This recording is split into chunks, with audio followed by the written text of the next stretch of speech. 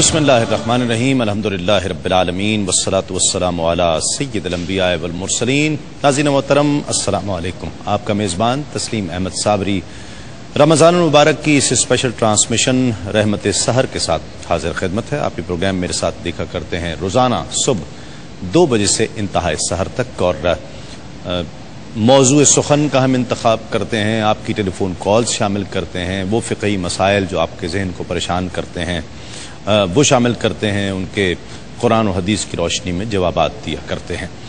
آج کل ہر انسان کا ایک مسئلہ ہے، اگر کسی بھی کہا جائے کہ جی کوئی مسئلہ تو نہیں ہے، کوئی ٹینشن تو نہیں ہے، شاید ہی کوئی ایسا شخص ملے جو کہے جی نہیں مجھے کوئی ٹینشن نہیں ہے، ورنہ ہر شخص یہ تو ضرور کہتا ہے کہ ہاں اللہ کا شکر ہے، بس کچھ تھوڑا سا یہ پرابلم ہے، کچھ تھوڑا سا یہ پرابلم ہے۔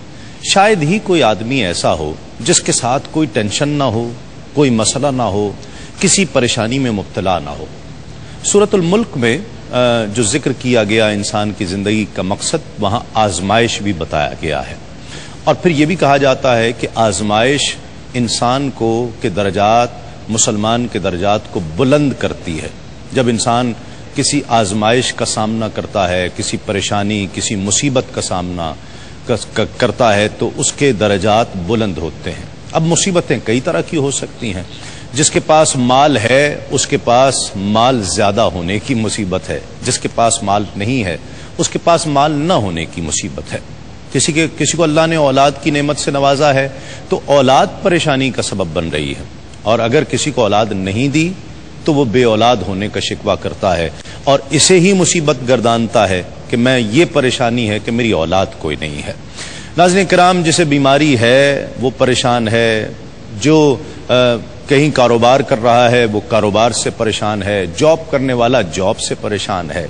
پریشانی اس معاشرے کا حصہ بنتی چلی جا رہی۔ شاید ہم زندگی کی دوڑ میں اتنا تیز بھاگنے لگ گئے ہیں کہ ہم اپنے اطراف و اکناف میں نہیں دیکھ رہے ہیں، ہم شریعت کو پیش نظر نہیں رکھ رہے ہیں۔ مصیبتیں کس وجہ سے آتی ہیں، پریشانیاں کس وجہ سے آتی ہیں؟ قرآن و حدیث ہمیں کیا بتاتا ہے کہ پریشانیاں، مصیبتیں، اس کے اسباب کیا ہوتے ہیں، اور اگر کوئی پریشانی، کوئی مصیبت آ جائے تو اس کا حل کیا ہونا چاہیے ہے۔ یہی بات آج ہم کریں گے کہ تمام پریشانیاں، تمام آزمائشیں، کیا ہر آنے والی پریشانی، کیا ہر آنے والی مصیبت، کسی کا کوئی مر جائے تو کیا آزمائش ہے، مصیبت ہے، عذاب کی صورت ہے، یہ تمام چیزیں آج انشاءاللہ ڈسکس کی جائیں گی کہ پریشانی، مصیبت، اول تو پریشانی، مصیبت، آزمائش میں کوئی انسان فرق کیسے کر سکتا ہے کہ یہ بات جو مجھ پر آئی ہے یہ پریشانی ہے، اور اس پریشانی، اس مصیبت کے عالم میں کرنا کیا چاہیے، کیا کریں؟ کیا کچھ وظیفہ پڑھنا چاہیے؟ کیا قرآن مجید اس وجہ سے اترا تھا کہ اس میں سے چند آیات کا انتخاب کر کے اور ہم وظائف کے طور پر، پریشانیوں کے حل کے طور پر اسے پڑھنا شروع کر دیں، یا قرآن فہمی کے لیے اسے سمجھ کر، پڑھ کر اس پر عمل کرنے کے لیے اترا ہے؟ پریشانی، مصیبت ہر انسان کے ساتھ ہے، وہ امریکہ میں رہتا ہے، پاکستان میں رہتا ہے، UK یورپ میں رہتا ہے، ہندوستان میں رہتا ہے، بنگلہ دیش میں رہتا ہے، سری لنکا میں رہتا ہے، متحدہ عرب امارات میں رہتا ہے، ایگزیکٹو جاب کرتا ہے، پیون کی جاب کرتا ہے۔ پریشانی تو ہر ایک کو ہے، مصیبت تو ہر ایک کو ہے۔ کیا آپ نے مختلف ٹیلی ویژن چینلز پر کچھ ایسے لوگوں کو بھی جو نام نہاد پریشانیوں کا حل بتاتے ہیں، ان کو نہیں دیکھا ہے کہ وہاں پر کس طرح سے پریشانیوں کے، پریشان لوگوں کا تانتا بندھا ہوا ہوتا ہے کہ ہم بڑے پریشان ہیں، اور ہر شخص اپنی پریشانی کو ہر ایک کی پریشانی سے بڑھ کے بتا رہا ہوتا ہے۔ تو قرآن و حدیث کی روشنی میں پریشانی کیوں آتی ہے، مصیبت کیوں آتی ہے؟ کیا ہر پریشانی، ہر مصیبت کسی آزمائش کے طور پر آتی ہے، اور ہر آزمائش، ہر پریشانی، مصیبت انسان یا مسلمان کے درجات کی بلندی کا باعث بنتے ہیں؟ یہ تمام چیزیں آج انشاءاللہ زیر بحث آئیں گی۔ زندگی میں سکون کیسے حاصل کیا جا سکتا ہے، اطمینان کیسے حاصل کیا جا سکتا ہے، پریشانی رہے لیکن اس پریشانی کا احساس تبدیل ہو جائے، یہ کیسے ممکن ہے؟ ناظرین محترم، احساس بھی بڑی مختلف چیز ہے۔ وہ کسی نے ایک بڑا خوبصورت جملہ کہا تھا کہ اگر کسی غریب کے بچے نے روٹی نہ کھائی ہو، اس کے گھر میں کھانا نہ پکا ہو، پریشانی کا، مشکل کا احساس اسے جتنا ہو سکتا ہے، وہ ایک امیر آدمی کا راستے میں چلتے ہوئے گاڑی ڈرائیو کرتے ہوئے اس گاڑی کا ٹائر پنکچر ہو جائے تو شاید اس کی پریشانی کا احساس اس سے کہیں بڑھ کر ہو۔ پریشانی کے احساس پر کوئی لمٹ نہیں لگائی جا سکتی، نہ احساس کو ناپنے کا کوئی پیمانہ ہے، لیکن بہرحال عذاب، آزمائش، پریشانی مقدار میں کتنی بڑی ہے اور کیا اثرات چھوڑ سکتی ہے، یہ تو ڈسکس کیا جا سکتا ہے۔ پریشانی، مصیبت کیوں آتی ہے اور آ جائے تو اس کا حل کیا ہوتا ہے، اس کے پہلے تو اسباب پر ڈسکشن کریں گے اور پھر اس کا قرآن و حدیث کو حل دیتی ہے یا نہیں دیتی، اس حوالے سے بات کریں گے۔ آج کا سوال نوٹ فرما لیجئے، کون سی نماز میں 2 اذانیں دی جاتی ہیں؟ کون سی نماز ہے کہ جس میں 2 اذانیں دی جاتی ہیں؟ نماز عید، نماز جمعہ یا نماز جنازہ؟ نماز عید، نماز جمعہ یا نماز جنازہ، ان تینوں میں سے ایک جواب ٹھیک ہے۔ کون سی نماز میں 2 اذانیں دی جاتی ہیں؟ آپ کال کر سکتے ہیں، کنٹرول روم میں جواب نوٹ کرا دیجئے، آپ کا جواب کاؤنٹ کیا جائے گا اور صحیح، ایک سے زیادہ صحیح جواب ہونے پر اس کی قرآن اندازی کی جائے گی اور جو ونر قرار پائیں گے 2 افراد کا انتخاب کیا جائے گا، انہیں جنون گارمنٹس والوں کی جانب سے اور ہاشمی والوں کی جانب سے گفٹ ہیمپرز پیش کیے جائیں گے۔ وقفے سے جب ہم لوٹیں گے تو انشاءاللہ میرے ساتھ علماء کرام ہوں گے، ثنا خان رسول ہمارے ساتھ ہوں گے اور گفتگو ہوگی، سرکار دو عالم صلی اللہ علیہ وآلہ وسلم کا ذکر ہوگا۔ ایک مختصر سے وقفے کے بعد لوٹتے ہیں اس یقین کے ساتھ آپ کہیں نہیں جائیں گے۔ خوش آمدید، آپ پروگرام دیکھ رہے ہیں رحمت سحر، تسلیم صابری کے ساتھ۔ آج کا سوال نوٹ فرما لیجئے، کون سی نماز میں 2 اذانیں دی جاتی ہیں؟ کون سی نماز ہے جس میں 2 اذانیں دی جاتی ہیں؟ نماز عید، نماز جمعہ یا نماز جنازہ؟ ان تینوں میں سے ایک جواب ٹھیک ہے، ان کا آپ جواب دے سکتے ہیں ہمیں کال کر کے اور کنٹرول روم میں بھی نوٹ کرا سکتے ہیں۔ اور ہاشمی والوں کا گفٹ ہیمپرز ہے بہت خوبصورت، اور جنون گارمنٹس والوں کا بہت خوبصورت گفٹ ہیمپرز ہے جو آپ کے لیے پیش کیے جائیں گے۔ آج کا موضوع مصیبتیں، آفتیں کیوں نازل ہوتی ہیں اور اس کا سبب کیا ہے؟ کیا کچھ ایسی بھی چیزیں ہوتی ہیں کہ جو مصیبت نہیں ہوتی لیکن ہم اپنے طور پر اسے مصیبت سمجھ لیتے ہیں، اور اگر وہ مصیبت ہے بھی تو اس کا حل کیا ہے، اس حوالے سے بات کریں گے۔ ہمارے درمیان تشریف فرما ہے ایک آپ کی بہت جانی پہچانی، ہر دل عزیز، محبوب شخصیت، ایک ایسی شخصیت جن کی گفتگو آپ پچھلے 8 سالوں سے سن رہے ہیں، بڑی محبت کا اظہار کرتے ہیں، اور ہر شخص یہ کہتا ہے وہ پروگرام میں آئے یا باہر کہیں ملے تو کہتا ہے جی مفتی صاحب کو میرا سلام کہہ دیجیے گا، اور مفتی صاحب بہت خوبصورت بات کرتے ہیں، ہمارا دل چاہتا ہے کہ ان کی بات کو مانیں۔ علامہ مفتی محمد اکمل صاحب الفرقان اکیڈمی کے ڈائریکٹر ہیں، ہمارے ساتھ تشریف فرما ہے۔ ان کے ساتھ ایک اور نوجوان اسکالر، بہت خوبصورت انداز گفتگو، قرآن کی قرات تلاوت کے حوالے سے آپ انہیں بہت پسند کرتے ہیں، ان کی گفتگو کا انداز بھی بہت خوبصورت ہے۔ ہمارے ساتھ تشریف فرما ہیں ڈاکٹر عطاء المصطفیٰ جمیل راٹھور صاحب، ان کو بھی خوش آمدید، اور عالمی شہرت یافتہ، خوش آواز، خوش انداز ثنا خان، بہت خوبصورت پڑھنے والا ثنا خان، میں تو ان کو بہت پسند کرتا ہوں، خالد حسنین خالد ہمارے ساتھ تشریف فرما ہے۔ السلام علیکم۔ بہت شکریہ آپ تشریف لائے۔ السلام علیکم۔ السلام علیکم۔ کیسے ہیں ڈاکٹر صاحب؟ خیریت سے؟ آغاز کرتے ہیں کلام سے، اور خالد حسنین خالد ہمارے ساتھ تشریف فرما ہے۔ آج خواہش ہے میاں صاحب کے کلام سے آغاز کیا جائے۔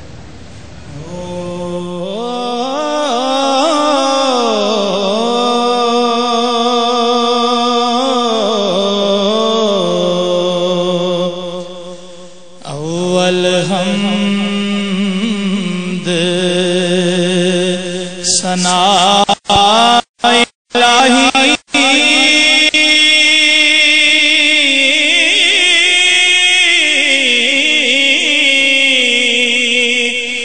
جو مالک ہر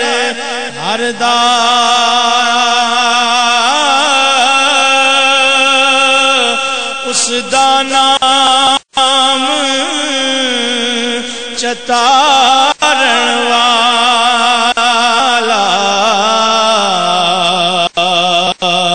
ہر میدان نہر دا اس دا نام چتارن والا،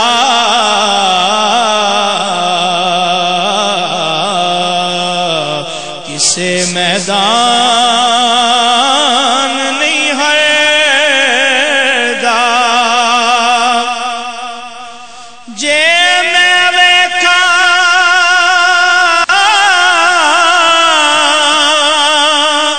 عملہ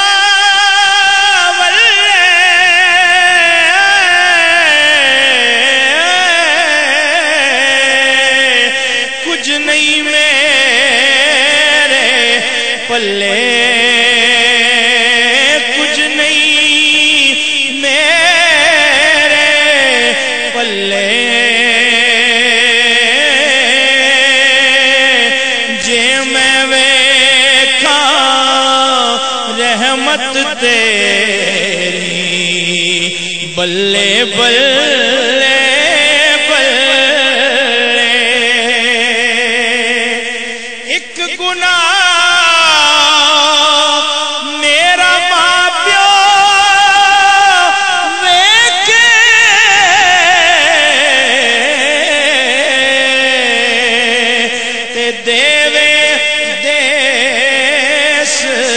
نکالا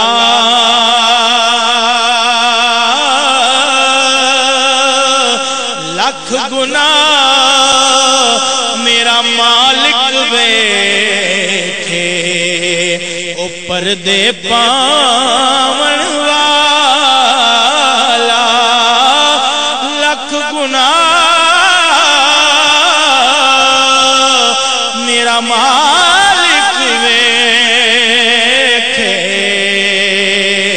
پردے پاون والا جنہ دکھا میرا دل بر راضی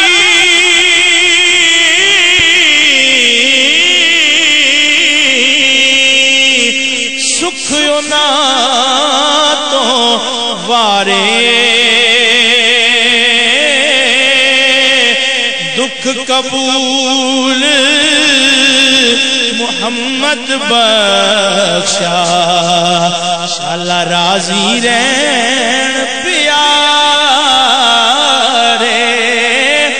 دکھ قبول محمد بخشا راضی رہن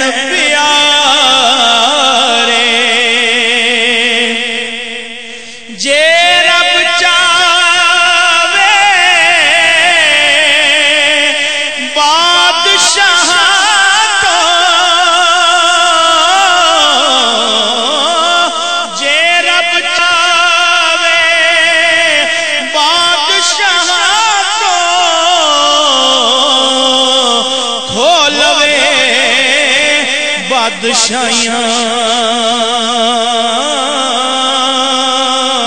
بادشاہاں خاک رلاوے تخت باوے کائیاں بادشاہاں خاک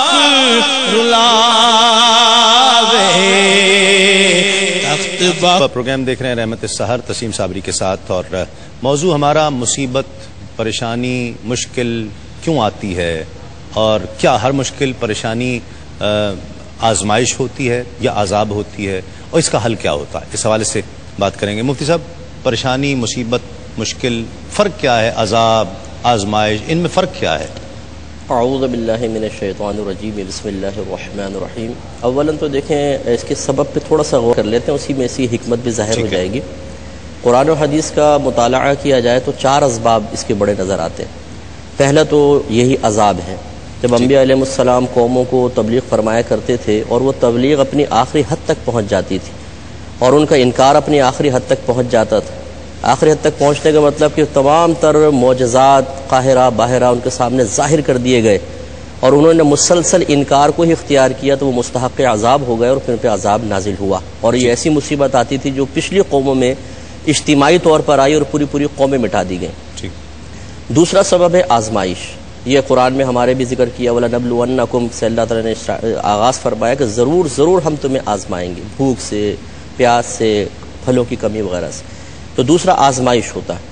آزمائش حقیقتاً سزا یا عذاب نہیں ہوتی، بلکہ یہ اللہ تبارک و تعالیٰ کی طرف سے جاننے کے باوجود ایک امتحان ہے، ٹھیک ہے، اور اس امتحان پہ پورا اترنے کے بدلے میں مزید انعامات عطا کیے جاتے ہیں۔ یہ گویا کہ بندے کو صاف ستھرا کرنے، اس کے گناہوں سے پاک صاف کرنے، اور جو درجات ارادہ الہی میں اس کے لیے ازل سے متعین کر دیے گئے ان تک پہنچانے کا ایک وسیلہ اور ذریعہ ہوتا ہے۔ ٹھیک ہے۔ تیسرا ہوتا ہے سزا۔ یہ قرآن نے ہی بیان کیا کہ جو کچھ تمہیں مصیبتیں نازل ہوتی ہیں تمہارے اعمال کا بدلہ ہے۔ ٹھیک۔ بعض اوقات انسان کچھ خطا ایسی کر لیتا ہے کہ اس پہ شرعی حد جاری ہو جاتی ہے، چوری کر لی، ہاتھ کاٹ دیا، شادی شدہ نے زنا کر لیا، رجم کر دیا گیا، ڈاکہ مارا، پکڑا گیا، سولی پہ چڑھا دیا گیا، یہ سزائیں قرآن نے بیان فرمائی اور یہ ہمارے اعمال کا نتیجہ ہی ہوا۔ ٹھیک ہے۔ اسی طریقے سے بعض اوقات اور اعمال انسان کرتا ہے تو سزا دنیا میں دی جاتی، یہ سزا ہے اس کے عمل کا بدلہ۔ عذاب اس کو اس لیے نہیں کہتے کہ یہ عذاب اجتماعی طور پہ جیسے آتا ہے، وہ عذاب کا ایک معنی مفہوم کچھ اور ہے، وہ اس طرح اس کو لے جاتے ہیں، یہ سزا۔ ٹھیک۔ چوتھی چیز ہے مکافات عمل، ٹھیک ہے، کہ یہ ایک سزا کا ہی ایک پہلو ہے، لیکن یہ ہوتا یہ ہے کہ جب ہم کسی کے ساتھ کوئی برا عمل کرتے ہیں تو اللہ تبارک و تعالیٰ ویسے ہی معاملہ ہمارے ساتھ کر دیتا ہے۔ ٹھیک ہے۔ مثال کے طور پہ نبی کریم صلی اللہ علیہ وسلم کا فرمان نشان ہے کہ جس نے اپنے ماں باپ کے ساتھ برا سلوک کیا اس کی اولاد اس کے ساتھ برا سلوک کرے گی۔ جو اپنے ماں باپ کی خدمت کرتا رہا تو اللہ تعالیٰ اس کی اولاد کو توفیق عطا فرمائے گا کہ وہ اس کے بڑھاپے میں اس کی خدمت کرے گی۔ ٹھیک ہے۔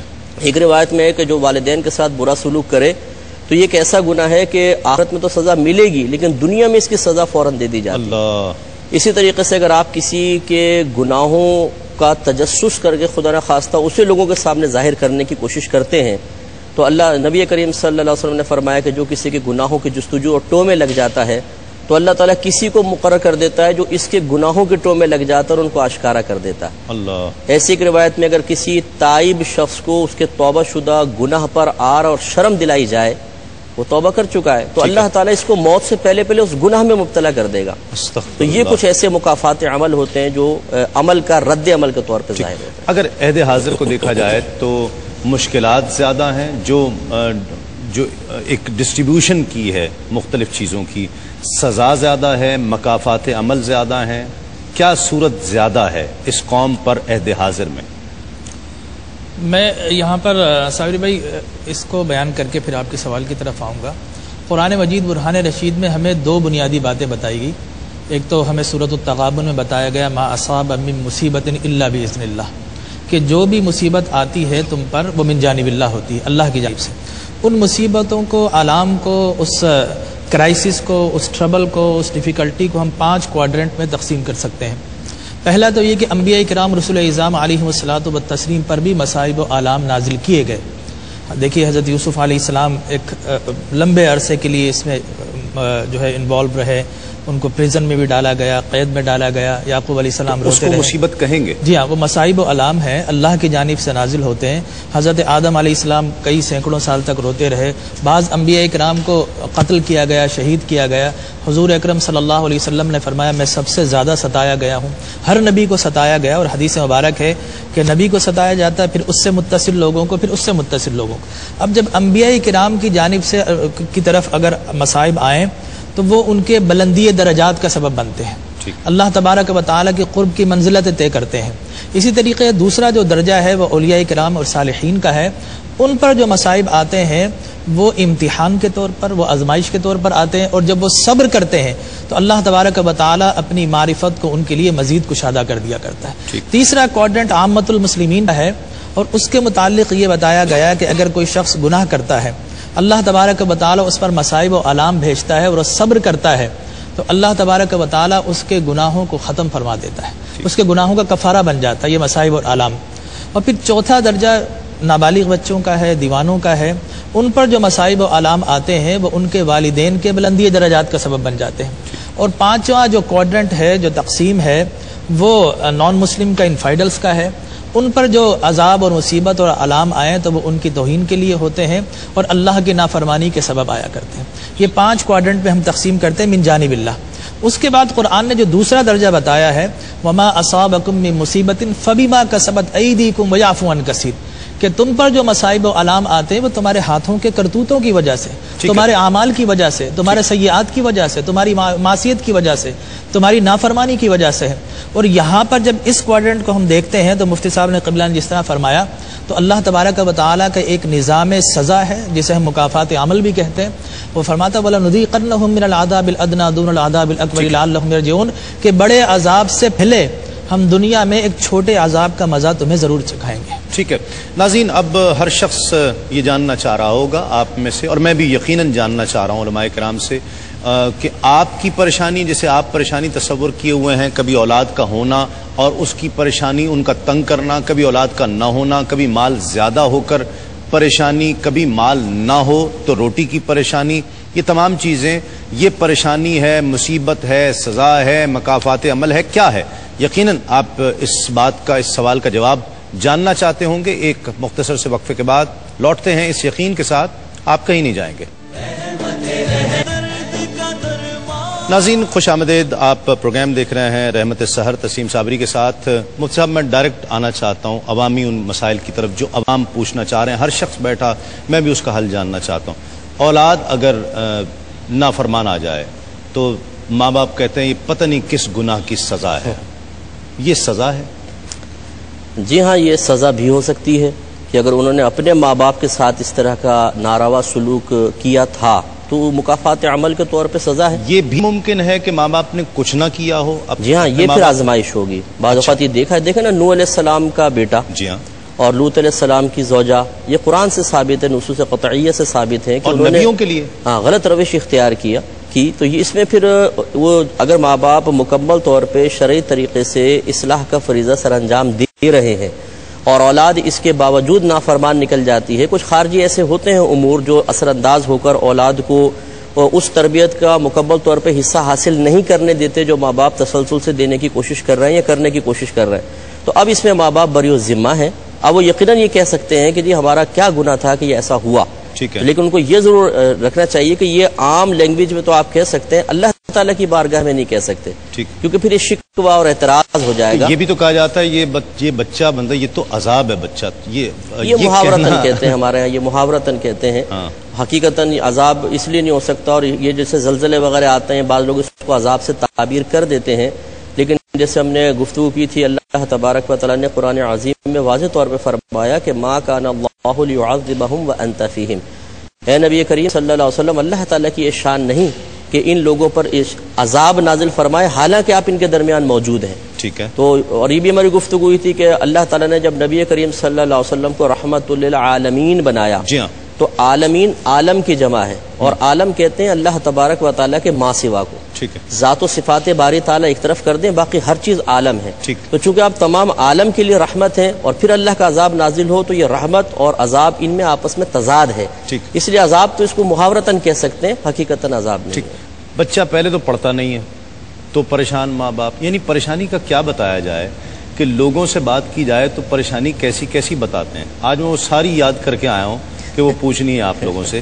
پہلے تو پڑھتا نہیں ہے، کہیں جی کیا مصیبت ہے، کیا عذاب ہے، ایک تو پڑھتا نہیں ہے، پڑھ گیا بہت اچھی پڑھ گیا، جاب بھی اچھی ہو گئی تو بیگم کو لے کے نکل لیے، دونوں باتیں عذاب ہیں کیا؟ میں جاننا چاہوں گا۔ ایک کالر پہلے شامل کرتے ہیں۔ السلام علیکم۔ السلام علیکم، لائن میرے خیال ڈراپ ہوگی، جی کیا کہیے گا؟ میں آپ سے عرض کروں کہ انسان کو اپنا محاسبہ کرنا چاہیے جب ایسی صورتحال ہو۔ سب سے پہلے تو یہ کہ اس نے اپنے بزرگوں کے ساتھ کیا بیہیویئر اختیار کیا۔ ٹھیک ہے، اگر وہ اچھا یہ تو ڈاکٹر صاحب ایک صورت ہو گئی نا، اچھا بیہیویئر اختیار کیا تھا، اب یہ دیکھنا ہے کہ اس نے اپنے بچے کی تربیت کیا کی ہے۔ ٹھیک، اس لیے کہ والدین کا بہترین سرمایہ اس کی اولاد ہوتی ہے، اور بہترین وراثت وہ علم اور تربیت ہوتی ہے جو اپنے بچوں کو دے رہا ہے۔ اور بچے کی تربیت کو یہ سمجھتا ہے کہ اس کے مائل سٹون جب بڑھ گئے 2, 2.5, 3 سال کے بعد اس کی تربیت ہوتی ہے، تو میں سمجھتا ہوں یہ غلط ہے۔ میڈیکل سائنس آج یہ بیان کرتی ہے کہ بچہ جب ماں کے پیٹ میں ہوتا ہے وہیں سے اس کو ہارمونس ملنا شروع ہوتے ہیں، جینز ملنے شروع ہوتے ہیں، بلڈ سپلائی ہوتی ہے، اور پھر بچہ ماں کی گود میں بول نہیں سکتا لیکن سن رہا ہوتا ہے، اس کی میموری بالکل فریش ہوتی ہے اور اس کے نئے نئے نیورونز بن رہے ہوتے ہیں، تو وہ ہر چیز کو کیچ کر رہا ہوتا ہے، آنکھیں پھاڑ کر دیکھ رہا ہوتا ہے، وہ پوری میموری ایبزارب کر رہا ہوتا ہے۔ اب اس کے گھر کا ماحول اگر اس میں جو ہے وہ نفاق ہے، انتشار ہے، یا اس میں جھوٹ ہے، اس میں غلط بیانی ہے، بچہ جب بڑا ہو گیا تو آہستہ آہستہ وہ بعض یہ بھی کہتے ہیں نا کہ ہمارے بچے کو تو ہم نے کسی نے نہیں سکھایا، اس نے شرارتیں کہاں سے سیکھ لی، اس جھوٹ بولنا کہاں سے سیکھ لیا، تو وہ سارا ماں کی گود سے سیکھ رہا ہوتا ہے، وہ جس وقت جو ہے وہ فیڈنگ ہو رہی تھی اس وقت سے سیکھ رہا ہے۔ لہٰذا اب اگر ماں باپ اس مرحلے پر بھی صحیح ہیں تو اب یہ دیکھنا ہوگا کہ بچے کی تربیت میں ویسینٹی کون سی ہے، اس کا ایٹماسفیئر کیا ہے، اس کی اسکولنگ کیسی ہے، اور وہ کن چیزوں سے انٹریکٹ کر رہا ہے، ان چیزوں کو بھی کنٹرول کرنا ہوگا۔ پھر اس کے بعد اس سے محبت اور شفقت کے ساتھ پیش آئیں گے۔ اور دیکھیے ہمارا عالم یہ ہے کہ ہم جب خود بچے ہوتے ہیں ہم یہ سمجھتے ہیں ہمارے ساتھ محبت دکھائی جائے، لیکن جب دوسرے بچے آتے ہیں تو ہم ان کو بات بات پر ڈانٹ رہے ہوتے ہیں، بہت زیادہ ڈانٹنے کی وجہ سے بھی بچہ چڑچڑا اور باغی ہو جاتا ہے۔ تو یہ ساری ایک ڈومیسٹک اور ایک فیملی سسٹم کو اگر امپروو کریں، انہینس کریں، اور باہر کی جو سوسائٹی ہے جس میں ولگیریٹی ہے، لیوڈیٹی ہے، اگر ان کو کنٹرول کر لیا جائے تو میں یہ سمجھتا ہوں اللہ نے تدبیر، تفکر، تعقل، تدبر اہل ایمان کو عطا فرمایا ہے، وہ اگر کریں گے تو بچے کی اچھی تربیت ہوتی ہے۔ لیکن اس کے باوجود بھی بچہ آپ نے فرمایا کہ وہ اپنی زوجہ کو لے کر اڑ جاتا ہے گھر سے، تو میں یہ سمجھتا ہوں کہ اڑن چھو ہو جاتا ہے، تو میں یہ سمجھتا ہوں کہ اسلام نے یہ ہرگز منع نہیں کیا کہ آپ شادی کے بعد جو دوسرے گھر میں نہ رہیں۔ ٹھیک ہے، وہ تو ایک فیکٹر ہے، لیکن ماں باپ، چلے میں اس پر بات کروں، کالر پہلے شامل کرتے ہیں۔ السلام علیکم۔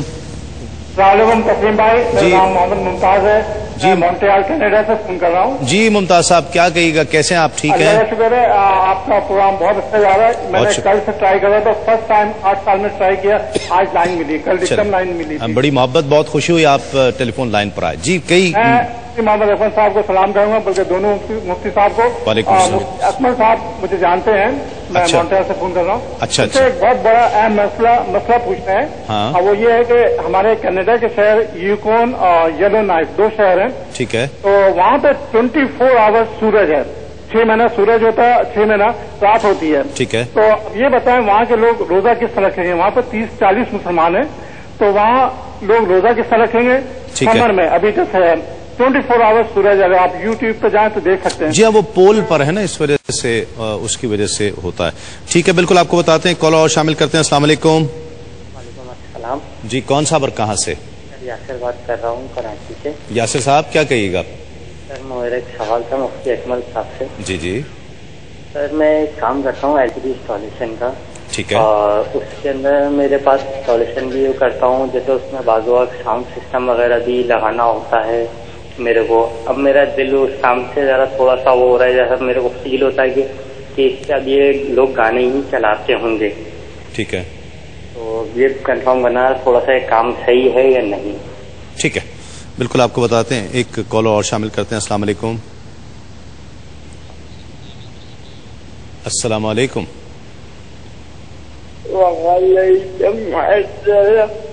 کیسے ہیں احمد بھائی؟ احمد مصطفیٰ، السلام علیکم۔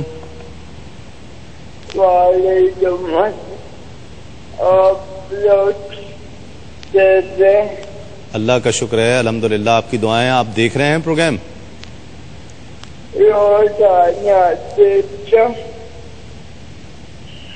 اور مفتی صاحب جو بھی جی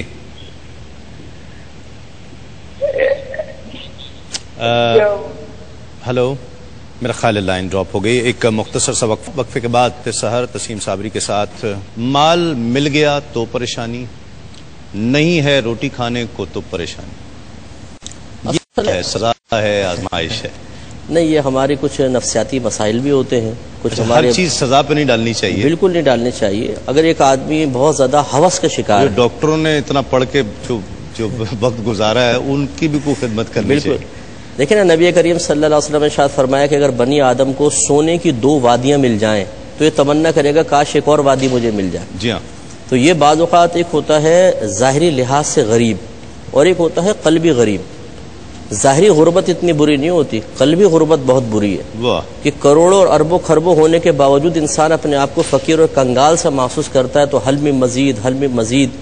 اور جب وہ حل میں مزید اسے جائز طریقے سے حاصل نہیں ہوتا تو اپنی باطنی خواہشات جو بیجا ہیں اور خلاف شرع ہیں ان خواہشات کو پورا کرنے کے لیے وہ ہر حرام ذریعہ، ناجائز ذریعہ، لوگوں کو دھوکہ دینا، کچل دینا، ان کے کندھوں پر قدم رکھتے ہوئے ترقی کی منازل طے کرنا، سب کو اپنے لیے روا کر لیتا ہے، اور یہ اتنی مشغولیت ہو جاتی. ہاں یہ ہو سکتا ہے بالکل، اس کو ایک آپ سزا اللہ تعالیٰ کی کہہ سکتے ہیں کہ اس نے کوئی ایسا جرم کیا ہو، کسی کی کوئی بد دعا لگ گئی، مظلوم کے جیسے لگ گئی کچھ، تو اللہ تعالیٰ بعض اوقات اس کے لیے دنیا کے دروازے کھول دیتا ہے.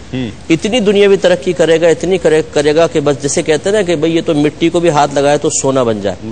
تو ایسا نہیں ہے کہ ایسا جو شخص ہے اللہ نے ایسا اس کو لکی پیدا کیا ہے، جس کو ہم لکی کہہ دیتے ہیں، حالانکہ سب اللہ کی طرف سے ہے، تو ہر ایک ایسے ہی سزا پا رہا ہے، ایسا میں نہیں کہہ رہا ہوں. لیکن یہ بھی بعض اوقات ہوتا ہے، اور اس کا ضابطہ کلیہ علماء نے یہ لکھا ہے کہ اگر میں ایک جملے میں سرچ کرتا ہوں کہ اگر کثرت نافرمانی کے باوجود نعمتوں کے دروازے کھلے نظر آئیں تو عموماً یہ اللہ کی طرف سے سزا ہوتی ہے. تو یہ بھی تو کہا گیا نا جس کو اللہ نے عزت دی ہے اس کی عزت کرو. تو لیکن وہ عزت کا ذریعہ مختلف ہے. عزت کا ذریعہ جو ہے وہ کس وجہ سے اس کو عزت حاصل ہوئی ہے یہ بھی دیکھیں. اگر ایک فاسق و فاجر ہے، وہ ناچ گانا ڈانس کر کے عزت پا لیتا ہے، تو کیا اس کو عزت دی جائے گی؟ لازم سے بات ہے کہ نہیں، کیونکہ یہ حقیقی عزت نہیں ہے. ان اکرمکم عند اللہ اتقاکم، اللہ تعالیٰ نے واضح طور پہ فرما دیا کہ اللہ تعالیٰ کی بارگاہ میں تم میں سے سب سے زیادہ عزت والا وہ ہے جو سب سے زیادہ تم میں متقی اور پرہیزگار ہے. تو اصل عزت یہ ہے، اور اس عزت کو واقعی اس کو باعث عزت بنانا بھی چاہیے، اور جس کو عام طور پہ عزت سمجھا جا رہا ہے وہ عزت نہیں ہے. مطلب یہ بھی نہیں کہہ سکتے. مثال کے طور پہ ایک مالدار شخص ہے، جائز حلال طریقے سے کماتا ہے، غریبوں کی مدد بھی کرتا ہے، اور اس کو عزت حاصل ہو گئی تو ہم اس کو برا تو نہیں کہیں گے. یہ نہیں ہے کہ ہمیشہ ایسا ہوگا، لیکن یہ ضرور ہے کہ جو اللہ تعالیٰ اس کے رسول کی بارگاہ میں اصل عزت ہے وہ نیک اعمال، پرہیزگاری اور تقویٰ کی ہے. اس کے بعد دوسری ضمنی حیثیتیں رکھتی ہیں، بنیادی یہی ہوتی ہے. ایک کالر شامل کرتے ہیں. السلام علیکم. السلام علیکم. وعلیکم السلام. جی کون صاحب اور کہاں سے؟ جی تسلیم بھائی، آصف شیخ بول رہا ہوں، کالا مسا ضلع بیران سے. جی آصف سے آپ کیا کہیے گا؟ جی میرے 2-3 سوالات تھے. پہلا سوال یہ تھا کہ جھوٹ کی کتنی قسمیں ہیں؟ ٹھیک ہے. اور مذاق میں جھوٹ بولنے کا گناہ کتنا ہے، اور سنجیدگی میں اس کی کیا صورت ہے؟ اچھا. اس کے علاوہ یہ بات پوچھنی تھی کہ جب قیامت کے دن ایک عورت سے پوچھا جائے گا کہ تم نے یہ گناہ کیوں کیے، تو کیا یہ سچ ہے کہ وہ بولے گی بلاؤ میرے ہسبینڈ کو، بلاؤ میرے بھائی کو، بلاؤ میرے باپ کو، میرے بیٹے کو، کہ ان لوگوں نے مجھے ان گناہوں سے کیوں نہیں روکا؟ ٹھیک ہے. اب ان جوابات شیخ صاحب ایک بات پوچھوں، ان جوابات کا آپ کو پتہ ہوتا ہے؟ کہہ سکتے ہیں. آپ کے سوال سے، انداز سے، مزاج سے لگتا ہے کہ آپ کو ان جوابوں کا پتہ ہوتا ہے. کوشش میں یہی کرتا ہوں تسلیم بھائی کی زیادہ. اچھا بیٹی کی شادی کی تھی. چلے ایک کالر پہلے لیتے ہیں. السلام علیکم. السلام علیکم. وعلیکم السلام. کون اور کہاں سے؟ جی میں دیجی خان سے بات کر رہی ہوں. میرا سوال یہ ہے، جی ایک تو زکوٰۃ کی شرح بتائی، بتاتے ہیں کہ 7.5 تولے سونا ہو تو اس کی مالیت کا 40واں حصہ ہوتا ہے یا کل مالیت کا 40واں حصہ دینا ہوتا ہے. دوسری بات یہ کہ میرا بھائی دبئی میں اس نے ایک گاڑی خریدی ہوئی ہے، وہ اسے چلا کر جو انکم ہوتی ہے اس سے گھر خرچ چلاتا ہے، تو کیا اس گاڑی کی مالیت کی بھی زکوٰۃ نکالنی ہوگی؟ اور تیسرا سوال یہ ہے کہ اگر کسی نے اپنی بیٹیوں کی شادیوں کے لیے پیسہ جمع کیا ہے تو کیا اس مال پر بھی زکوٰۃ دینا واجب ہے؟ ٹھیک ہے، مجھے تفصیل سے بتائیے. جی بہت شکریہ. ایک کال اور شامل کرتے ہیں. السلام علیکم. وعلیکم السلام. جی کون صاحب؟ اللہ کا شکر ہے. کون اور کہاں سے؟ سر میں وقاص کر رہا ہوں روڈ پکا سے. جی وقاص صاحب کیا کہے گا؟ جی اس کے ساتھ یہ سوال ہے کہ سر جو روزہ وغیرہ رکھتا ہے، نماز وغیرہ نہیں پڑھتا تو آیا تو اس کے لیے کیا مجھ سے کہنے کا حکم ہے کہ نماز میں مقصد کہنے کہ روزے کا ثواب ہے یا نہیں ہے؟ ٹھیک ہے، نماز نہ پڑھنے سے. اور دوسرا میرا یہ سوال ہے کہ جو اعتکاف میں بیٹھتے ہیں، مثال ہے کہ سگریٹ وغیرہ جو ہوتی ہے جو پیتے ہیں، اس کے لیے کیا شریعت کہتی ہے کہ سگریٹ پینا چاہیے اعتکاف والوں کو یا معتکف کو نہیں پینا چاہیے؟ ٹھیک ہے. اور دوسرے نمبر پہ سر یہ سوال جو میرے ہیں نا ان کا جواب مجھے جلدی سے مل جانا چاہیے، اس لیے کہ یہاں پر ہمارے وہاں لوڈ شیڈنگ کا مسئلہ ہے بہت زیادہ. اچھا تو بہت مہربانی ہوگی اگر اسے جلدی سے اپنا بتا دیا جائے جو میرا سوال ہے ان کا جواب. اور دوسرے نمبر پہ سر یہ ریپیٹ پروگرام سسٹم ہوتا ہے کیا؟ اچھا نہیں ریپیٹ نہیں ہوتا، ظاہری بات ہے. آپ شام میں افطار کا پروگرام دیکھ سکتے ہیں، یہ لوڈ شیڈنگ بھی سزا ہے یا آزمائش ہے؟ ارے اعمال کی سزا لگتی ہے ویسے. ایک کالر شامل کرتے ہیں. السلام علیکم.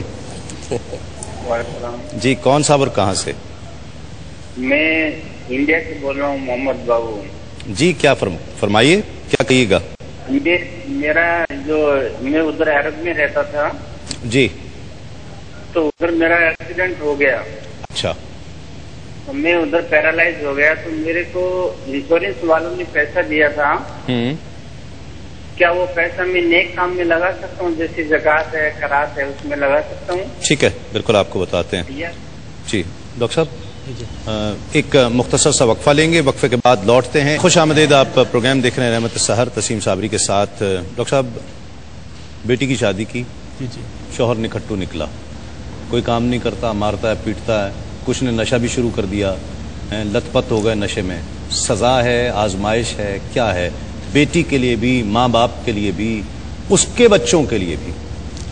لیکن جہاں تک ہم سزا کی بات کرتے ہیں تو سزا من جانب اللہ ہوتی ہے، اللہ کی جانب سے ہوتی ہے، اور اعمال فاسد کی وجہ سے ہوتی ہے.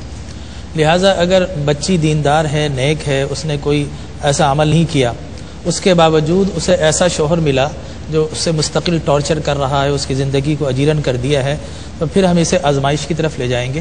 اور آزمائش کی صورت میں اگر صبر کیا جائے تو پھر اللہ تبارک و تعالیٰ درجے بلند فرماتا ہے. اس کا تو وعدہ ہے کہ مومن کے پیر میں کانٹا بھی چبھتا ہے اور وہ صبر کرتا ہے تو اللہ اس کا ایک گناہ مٹا دیتا ہے اور ایک درجہ بلند کر دیتا ہے. اسی طرح حدیث مبارک میں یہ بھی بتایا گیا، اگر کوئی شخص مصیبت میں ہو، آلام میں ہو، بیماری میں ہو، اور اس کی داد رسی کرنے والا، اس کا حال پوچھنے والا آتا ہے اور اس سے شکوہ نہیں کرتا اور اللہ کی رضا پر، اس کی مشیت پر صبر کرتا ہے، تو اللہ فرماتا ہے میں اسے پہلے سے بہتر خون عطا کر دیتا ہوں، پہلے سے بہتر گوشت عطا کر دیتا ہوں، اور جب واپس بحالی کی طرف آتا ہے تو اس کے سارے گناہوں کو معاف کر دیتا ہوں. اب اگر آپ کے سوال کی طرف آئیں تو اگر ایسی صورت ہو شوہر ٹارچر کر رہا ہے لیکن اگر وہ صبر کرے تو یقیناً صبر کی صورت میں اللہ اجر دینے والا ہے. ایک تو یہ اس کا پہلو ہے. دوسرا، اسلام یہ کہتا ہے کہ اگر بہت زیادہ کوئی شخص ایسا کرتا، نان نفقہ نہیں دے رہا اور اسے ٹارچر بھی کر رہا ہے، حضور اکرم صلی اللہ علیہ وسلم خطبہ حجۃ الوداع میں جہاں دوسری باتیں کی وہاں خواتین کے حقوق، ان کی عزت اور عظمت کی بات کی ہے. لہٰذا اگر ایسا مرحلہ آئے تو پھر اسلام یہ کہتا ہے زندگی کو اجیرن مت بناؤ، یہ اللہ کی نعمت ہے، عذاب میں مبتلا مت ہو، اور پھر جو ہے کورٹ کی صورت میں خلا لے کر آپ اس سے فراغت حاصل کر سکتے ہیں. عورت بہو آئی گھر پر، کاروبار میں تنزلی آنا شروع ہو گئی.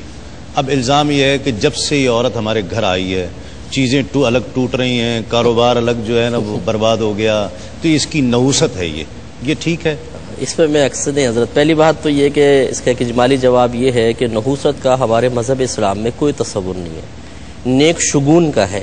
اگر بہو گھر میں آئے اور کاروبار ترقی کرے تو آپ کہہ سکتے ہیں جی ہاں کہ یہ لڑکی کی برکت ہے، لیکن نحوست کا کوئی شرعی تصور نہیں ہے. اور میں اکثر اس موقع پہ یہ عرض کرتا ہوں کہ یہ بتائیے کہ چلیں دلہن تو ہے منوس، آپ سب منوس ہیں یا نہیں ہیں؟ اگر نہیں ہے سب بابرکت ہیں تو آپ کی برکتیں مل کے اس کی نحوست کو ختم کیوں نہیں کر رہی؟ اس کا مطلب اس کی نحوست آپ پہ اتنی غالب آ گئی. اچھا، اور دوسری بات یہ ہے کہ آپ نے کس طریقے سے جان لیا کہ 100% آپ جو شورٹی کے ساتھ اس کے اوپر الزام لگا کر اور پھر ایک منفی رویہ بھی اختیار کر رہے ہیں، طنز کر رہے ہیں، اس کی کیا آپ کے پاس شرعی دلیل ہے؟ یہ عقلی دلیل ہے کہ اس کی وجہ سے ایسا ہوا ہے؟ کیونکہ اگر پورے گھر والے دیکھیں تو کوئی نہ کوئی نافرمانی ضرور کر رہے ہوتے ہیں اور تسلسل سے کر رہے ہوتے ہیں. ہو سکتا ہے یہ آپ کو اس کی سزا ملی ہو، تو اپنے قصوروں کو نظر انداز کر کے کسی کی بچی پہ اس طرح الزام لگانا یہ شرعی لحاظ سے بالکل. پھر بچیاں ہو رہی ہیں، اگر 2-3 بچیاں ہو گئی ہیں، بیٹا نہیں ہو رہا، نرینہ اولاد نہیں ہو رہی، تو ہمارے ہاں یہاں تک کہ اس کو معاذ اللہ یعنی قتل تک کر دیا جاتا ہے. یعنی آپ یہ دیکھیں جہالت کی انتہا دیکھیں. مجھے ایک بہن نے انتہائی پریشانی میں اپنا مسئلہ ذکر کیا کہ میری پہلے 3 بچیاں ہیں، جی ہاں، اب میں دوبارہ پیگننٹ ہوں اور میرے شوہر نے کہا ہے کہ اب اگر لڑکی ہوئی تجھے طلاق دے دوں گا. بتائیے وہ عورت کتنی ذہنی اذیت کے اندر ہے، اور ایسے معاملے میں کہ جو اس کی قدرت و اختیار میں نہیں ہے. اس پر یہ آزمائش ہے، اس کے لیے آزمائش ہے. یقینی سی بات، ان جاہلوں کا ساتھ مل جانا اس کے لیے بہت بڑی آزمائش ہے. یہاں پر میں ایک بڑی مزیدار آپ کو بات بتاؤں کہ جو بچیاں زیادہ ہوتی ہیں، قرآن نے 1400 سال پہلے کا فَخَلَقَ مِنْهُ الزَّوْجَيْنِ الذَّكَرَ وَالْأُنثَى، ٹھیک ہے نا، کہ أَلَمْ يَكُنْ نُطْفَةً مِّن مَّنِيٍّ يُمْنَىٰ، کہ جو بھی بچیاں یا بیٹا یا بیٹی ہو اس کا مدار جو عورت نہیں ہوتی مرد ہوتا ہے. ٹھیک ہے. اب میڈیکل سائنس کی طرف اگر ہم جائیں تو تقریباً جو ہے 23 کروموسومز کے پیر ہوتے ہیں. ایکس اور ایکس پیر اگر مل جاتا ہے تو وہ بچی ہو جاتی ہے، اور ایکس وائی مل جاتا ہے تو وہ بچہ ہو جاتا ہے. یہ صلاحیت مرد میں ایکس اور وائی کی. عورت کے پاس جو کروموسوم ہے دونوں ایکس ہیں، اس کے پاس کوئی صلاحیت نہیں، وہ پیسو پرسن ہے. مرد کے پاس ایک ایکس ہے اور ایک وائی ہے. ایکٹیو پرسن مرد. اب مرد کا وائی مل گیا اس ایکس سے تو بچہ پیدا ہوگا، اگر ایکس اس ایکس سے مل گیا تو بچی پیدا ہوگی. تو یہ سارا دارا مدار تو مرد پر ہے، عورت کو تو خواہ الزام دیا. وہ تو طلاق دینے پر تلا ہوا ہے کہ نہیں میں تو طلاق دے کے رہوں گا. اچھا اب اس کے ساتھ یہ کرنا چاہیے. میں اس کے ایک اور حل بھی بتاتا ہوں کہ کوئی سی کنپٹی بھی پستول رکھ دے مرد کے اور کہا کہ اگر تیرے لڑکی پیدا ہوئی تجھے گولی مار دیں گے. اب کیا کہے گا بتائیے. ناظرین کلام شامل کر سکتے ہیں. اب اس وقت تو ہم ان مشکلات اور مصائب کے دور میں، اور یہ کلام ہی ہے جو ہمیں ایک ایسی تسکین دے سکتا ہے کہ اس وقت اس مشکل اور پریشانی سے کہ جو ایسے لوگوں کی جو جیسے وارد ہو گئی ہے کہ جو اپنی پریشانی کو نہیں سمجھ رہے اور اپنی تمام تر پریشانیوں کو دوسروں پر، خاص طور پر بیوی پہ زور چلتا ہے تو اس پر ڈال رہے ہیں. کلام شامل کرتے ہیں خالد بھائی.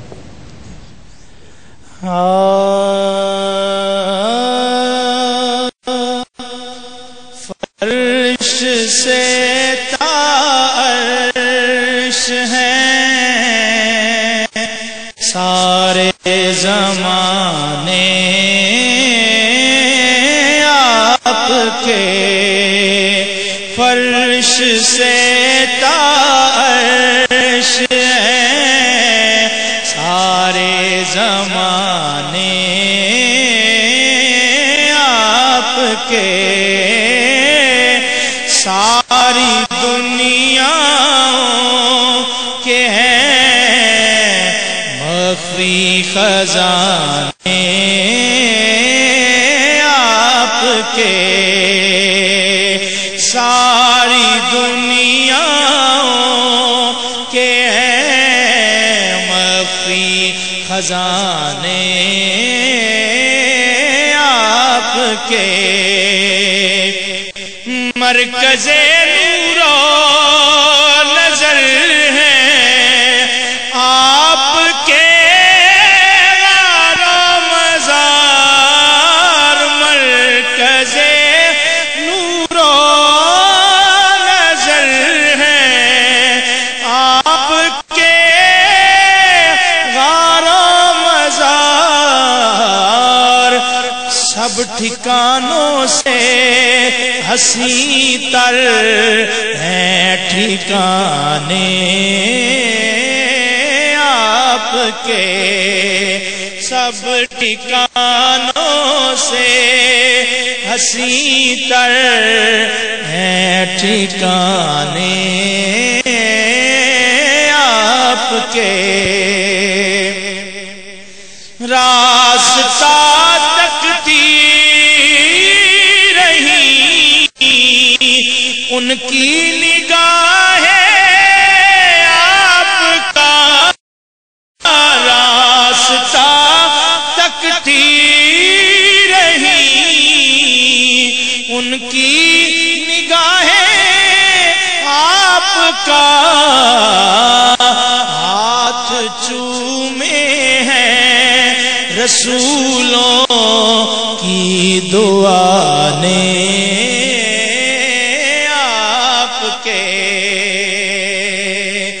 اور ایک طرف صدیق کے اکبر، ایک طرف روح الامین، ایک طرف صدیق کے اکبر، ایک طرف روح الامین. ہم سفر کیا کیا بنائے ہیں خدا نے آپ کے. یا رسول اللہ ہم سفر کیا کیا بنائے ہیں خدا نے آپ کے. اور حیرت گم ہو گئی ہے دانش ہے لاجواب، دانش ہے لاجواب.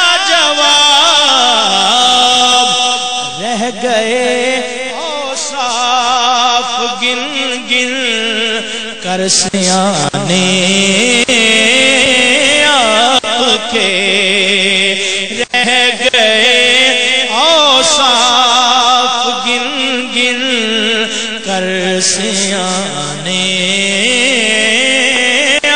آپ کے رہ گئے اوصاف گن گن کر سیانے آپ کے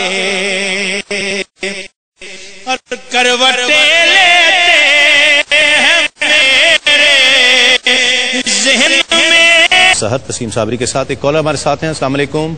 وعلیکم السلام. جی کون اور کہاں سے بات کر رہے ہیں؟ تسلیم بھائی میں راولپنڈی سے گل ریحان بات کر رہی ہوں. جی گل ریحان کیا کہیے گا؟ اللہ کا شکر ہے الحمدللہ. جی پہلے تو میں کہوں گی کہ آج آپ نے ٹاپک بہت اچھا انتخاب کیا ہے کہ ہمارے ہاں جس پہ بھی پریشانی آتی ہے وہ اپنے پہ آئے تو کہتے ہیں یہ کوئی کسی نے کچھ کروا دیا ہوگا یا آزمائش ہے، دوسروں پہ آئے تو یہ ضرور ان کے اعمال کی سزا ہے. تو سوال میرے دو ہیں اور ایک کلام کی بھی فرمائش کروں گی. سوال یہ ہے کہ ایک شخص جو بہت نیک تھا، بہت عبادت گزار تھا، پھر ایسی بیماری میں مبتلا ہوا کہ فرض عبادت کرنا بھی مشکل ہو گیا. سجدہ تو وہ بالکل نہ کر سکے، تو دوسرے کا اس کو دیکھ کے یہ کہنا کہ تم نے ضرور کوئی ایسا گناہ تو کیا ہوگا نا کہ جس کی یہ سزا ملی کہ اللہ تعالیٰ نے تم سے سجدے کی توفیق بھی چھین لی. اور دوسرا کوشچن یہ ہے کہ پچھلے سال میری امی ابو کے ماموں کی ڈیتھ ہوئی تھی، تو امی میری گئیں گاؤں، تو وہ اکثر جس گلی سے گزر رہی تھی تو اکثر گھروں میں انار کا پودا جو ہے وہ لوگ کاٹ رہے تھے یا جڑیں نکال رہے تھے. تو بعد میں میری امی کو پتہ چلا کہ لوگ کہتے ہیں کہ یہ انار کے پودے یا تو منحوس ہوتے ہیں یا ان سے جادو وغیرہ ہو جاتا ہے، تو اس کو گھر سے نکال دینا چاہیے. اور سے بات کرتے تھے. جی جی فرمائش کر دیجئے. جی اچھا، میرا ایک تو فرمائش ہے کہ اپنی رحمت کے سمندر میں اتر جانے دیں، اور دوسرا ایک کلام ہے مر کے اپنی ہی اداؤں پہ امر ہو جاؤں، ان کی دہلیز کے قابل میں اگر ہو جاؤں. تو یہ میری فرمائش ہے کہ اگر خالد بھائی یہ کلام سنا دیں تو بہت خوشی ہوگی. اور آپ سے ایک کوشچن ہے کہ کیا یہ کلام مظفر وارثی صاحب کا ہے؟ دونوں مظفر وارثی کے ہیں. جی ٹھیک ہے. جی سوالوں کے جواب لے لیتے ہیں. پوچھا تھا کہ ہمارے یہاں 6 مہینے دن ہوتا ہے، 6 مہینے رات ہوتی ہے، تو روزے کیا مسئلہ ہوگا؟ دیکھیں، روزوں کی فرضیت کا سبب شہود رمضان ہے. شہود رمضان کا مطلب رمضان کا آ جانا. تو چونکہ ان 6 مہینے کے دوران رمضان تو آ ہی رہا ہے تو روزے فرض ہو گئے. اب مشکل ہے ان کو دن کی تعیین کے اندر. اس کا بنیادی اصول یہ ہوتا ہے کہ اپنے قریب ترین جو بھی آپ کا کنٹری ہے، جو بھی کچھ سٹی اگر قریب ہے اور اس میں اس طرح تفاوت ہو رہا ہے دن اور رات کا، آپ اس ٹائم کو فالو کریں گے. ٹھیک ہے. اگر ایسا نہیں ہے دور تک بالفرض کر لیں، ورنہ آج کل تو آسانی ہے، تو پھر اندازے سے کریں گے کہ اندازے سے آپ 12 گھنٹے کا کر لیں حساب، 12 گھنٹے کی رات 2 حصوں میں ڈیوائڈ کر لیں اور اپنے ایک وقت میں آپ سحری کریں اور 12 گھنٹے گزارنے کے بعد افطار کریں. اللہ کی رحمت سے امید ہے کہ اللہ تعالیٰ اس کو قبول فرمائے گا. ٹھیک ہے. دوسرا غالباً ساؤنڈ سسٹم کا تھا کہ یہ بعض اوقات میوزک کے اس میں لگ جایا کرتا ہے، تو اس کا کیا شرعی حکم ہوگا؟ کام ہی اس کا کرتے ہیں، وہ بیچ دیتے ہیں اسٹیریوز جو ہیں وہ بیچ دیتے ہیں. تو ان کا یہ ابہام ہو گیا ہے کہ گانے بھی لگائے گا. دیکھیں، اس میں مفتہ بھی قول یہی ہے کہ ان کے اوپر کوئی وبال نہیں ہے. جب ایک پروڈکٹ 2 کاموں میں یوز ہو سکتی ہے، جائز بھی ناجائز، تو اب اس کا وبال استعمال کرنے والے پر ہوگا. ٹھیک ہے نا. تو جیسے پستول ہے، چھری ہے، ہر چیز کے اندر 2 پہلو نکل سکتے ہیں. تو اس لیے اب جیسے گلاس ہے، اس میں شراب بھی پی سکتے ہیں، پانی بھی. آپ کو شراب پیے تو گلاس کی سیل تو منع نہیں کر سکتے ہیں. تو اس لیے ان پر کوئی وبال نہیں ہے، یہ بالکل بلا کراہت اس کو کر سکتے ہیں، بالکل جائز ہے. سود کی قسمیں ایک بھائی نے پوچھی تھی. سود کی بڑی 2 قسمیں ہوتی ہیں، ایک ربا بالقرآن کہلاتا ہے، ایک ربا بالحدیث کہلاتا ہے. قرآن کا ربا تو یہ ہے کہ آپ کسی کو پیسہ دیں اور اس وعدے پر کہ جب یہ آپ لوٹائیں گے، قرضہ لوٹائیں گے، تو اس پہ اتنا نفع مجھے دیں گے. ٹھیک ہے. یہ سود ہے. دوسرا حدیث کے اندر آتا ہے، نبی کریم صلی اللہ علیہ وسلم نے 6 چیزوں کا تذکرہ فرمایا جن سے علت فقہ نے نکالی ہے کہ وہ تمام موزونی اور مکیلی تھیں، یعنی ان کا وزن کیا جاتا تھا یا ان کو برتن وغیرہ سے ناپا جاتا تھا. ان کے بارے میں نبی کریم صلی اللہ علیہ وسلم نے اس حدیث میں بیان فرمایا کہ اگر ان کو ان کی ہم جنس کے ساتھ لو یا دو تو برابر وزن کے ساتھ لو دو اور نقد لو. اگر اس میں کمی بیشی کرو گے تو یہ سود ہے. تو خلاصہ کلام یہ ہے کہ ہمارے دور میں جو بھی چیز ناپ کر بیچی جاتی ہے، جیسے برتن سے جیسے دودھ وغیرہ ناپتے ہیں، یا تول کر بیچی جاتی ہے، اگر اس کو اس کے ہم جنس کے ساتھ آپ لیں گے دیں گے، جیسے ادھر بھی گندم ہے ادھر بھی گندم، تو نقد جائز ہے اور برابر مقدار میں جائز ہے. ذرا بھی مقدار اوپر نیچے کر دی یا ادھار بیچی تو اب یہ جو کمی بیشی ہوگی یہ سود میں شامل کی جائے گی۔ بھائی نے فرمایا کہ مذاق میں اور سنجیدگی میں جھوٹ کی کیا شرعی حیثیت ہے؟ دونوں گناہ کبیرہ ہیں، بلکہ مذاق کے بارے میں نبی کریم صلی اللہ علیہ وسلم کا صراحتاً یہ فرمان علی شان ہے کہ جس نے اس لیے جھوٹ بولا تاکہ لوگوں کو ہنسائے تو وہ جہنم کی اتنی گہرائی میں گرے گا جو زمین و آسمان کی گہرائی سے بھی زیادہ ہوگی۔ یہ خاص کلام اسی لیے فرمایا تاکہ لوگ جھوٹ میں نہ سمجھیں، مذاق میں نہ سمجھے کہ جھوٹ بولنا جائز ہو گیا، اس لیے دونوں صورتوں میں گناہ کبیرہ ہے۔ ایک یہ کہتے ہیں کہ میدان معاشر میں کیا ایسا ہوگا کہ کوئی عورت بلائی جائے گی اور وہ اس کی تربیت نہیں ہوئی، وہ کہے گی میرے ماں باپ کو بلاؤ، بیوی بچوں بھائیوں کو بلاؤ کہ انہوں نے میری تربیت نہیں کی تھی؟ تو بالکل ایسے احادیث میں مضامین ملتے ہیں کہ اولاد یہ مطالبہ کرے گی، بیوی مطالبہ کرے گی، بیوی کہے گی میرے شوہر کو بلاؤ اس لیے کہ اس نے ہمیں حرام کھلایا پلایا اور ہماری تربیت نہیں کی، تو اس کا حساب کتاب ہوگا۔ اسی طرح اولاد اپنے والدین کی عدم تربیت کے بارے میں شکایت کرے گی کہ ہم اس لیے گناہ میں مبتلا ہوئے کہ انہوں نے تربیت نہیں کی تھی، تو اللہ تعالیٰ ان کا بدلہ دلوائے گا۔ تو ایسے مضامین ملتے ہیں۔ بہن نے فرمایا کہ اگر 7.5 تولہ سونا ہو تو اس کی کل مالیت پر زکوٰۃ ہے، یہ کیا ہے؟ دیکھیں جب 7.5 تولہ یہ ایک نصاب ہے، ایک مقدار ہے، سمجھ لیجیے جب یہ آپ کے پاس ہے اور اس پر سال گزر جائے گا تو جتنا بھی آپ کے پاس سونا ہے، یہ نہیں کہ 7.5 تولہ باہر نکال دیں باقی پر ہے، اس کی موجودہ قیمت نکلوا لیں، اس کا 2.5% زکوٰۃ نکالیں گے۔ بہن نے فرمایا کہ ان کے بھائی ایک گاڑی رینٹ پہ چلاتے ہیں تو کیا نفس گاڑی کے اوپر زکوٰۃ بنتی ہے کہ نہیں بنتی؟ دیکھیں رینٹ پہ آپ جتنی بھی چیزیں دیتے ہیں اس پہ زکوٰۃ نہیں ہوتی، ہاں اس سے جو آمدنی آتی ہے وہ دیگر مال کے ساتھ مل کر زکوٰۃ کا سبب بن جائے تو ایک الگ بات ہے۔ اسی طرح کہتی ہیں کہ بیٹی کی شادی کے لیے کچھ مال جمع رکھا ہے، اس پہ زکوٰۃ واجب ہے کہ نہیں؟ بیٹی کی شادی کے لیے جمع شدہ مال یہ حاجت اصلیہ میں مستغرق نہیں کہلاتا، لہٰذا اس پر اگر وہ سونا ہے چاندی ہے اس پہ زکوٰۃ بنے گی۔ اگر سونا چاندی ہے تو بعض اوقات جہیز کا سامان رکھا ہوتا ہے، اس روزمرہ ضرورت کے استعمالی سامان پہ زکوٰۃ نہیں ہوتی، چاہے وہ ماں باپ کا ہو چاہے بچی کا ہو۔ ایک یہ کہا تھا کہ ایک شخص روزہ رکھتا ہے لیکن نماز نہیں پڑھتا، کہ روزے کا ثواب ملے گا؟ دیکھیں نماز ایک مستقل عبادت ہے، روزہ ایک مستقل عبادت ہے، ان دونوں کے ثواب کا ایک دوسرے سے کوئی تعلق نہیں ہے۔ اللہ تعالیٰ کی رحمت بہت بڑی ہے، اگر کوئی نماز نہیں پڑھتا روزہ رکھتا ہے روزے کا ثواب اس کو مل سکتا ہے، لیکن یہ ضرور ہے کہ اس روزے کی نورانیت اس کو حاصل نہیں ہوگی۔ ہاں بعض اوقات اس قسم کے مضامین میں ملتے ہیں کہ جو روزہ رکھ کے برا کام کرنا نہ چھوڑے تو اللہ تبارک و تعالیٰ کو اس کے روزے کی کوئی حاجت نہیں ہے، گویا کہ اس کا روزہ بارگاہ الہی میں درجہ مقبولیت نہیں پا سکتا، تو اس سے اشارہ حاصل کر سکتے ہیں، لیکن یہ نہیں کہا جائے کسی کو کہ تم نماز تو پڑھتے ہیں روزہ رکھنے کا فائدہ کیا ہے، یہ غلط چیز ہوتی ہے۔ بھائی نے فرمایا کہ معتکف کیا سگریٹ پی سکتا ہے؟ دیکھیے 10 روز جب ہم اعتکاف کے لیے مسجد میں آ گئے تو احترام مسجد بھی ملحوظ رکھنا ہے، اور 10 دن کے اندر ہر بری چیز سے کنارہ کر لیں۔ اللہ تعالیٰ کی بارگاہ میں دعا کرے ایسا شخص کہ اللہ تعالیٰ ان 10 روز میں گندی عادت سے بھی جان چھوٹ جائے۔ جیسے ماشاءاللہ آپ نے، یہ شاید لوگوں کو پتہ نہیں ہوگا کہ آپ نے بڑا مجاہدہ کیا ہے اور ماشاءاللہ بالکل ختم کر دیے، پہلے آپ اسموکنگ کرتے تھے، تو ماشاءاللہ ایسا ہمت کریں اور اعتکاف میں اس کو بالکل چھوڑ دیں تو انشاءاللہ ہو جائے گا۔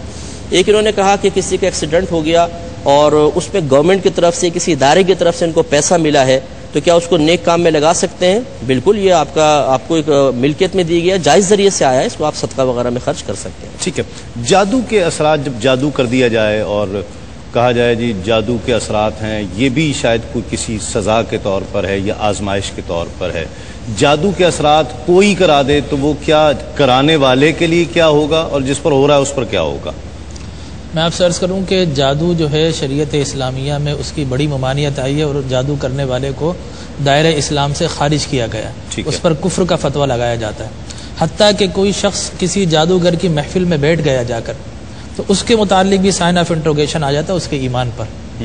لہٰذا جادو دراصل حسد و انتقام کی ایک شکل ہے اور ایک ہڈن وار ہے، ایک چھپا ہوا ہتھیار ہے جو انسان استعمال کرتا ہے۔ اب جادو کی ریئلٹی حقیقت سے کوئی انکار نہیں کر سکتا، جادو جو ہے ایک فیکلٹی، ایک نالج ہے۔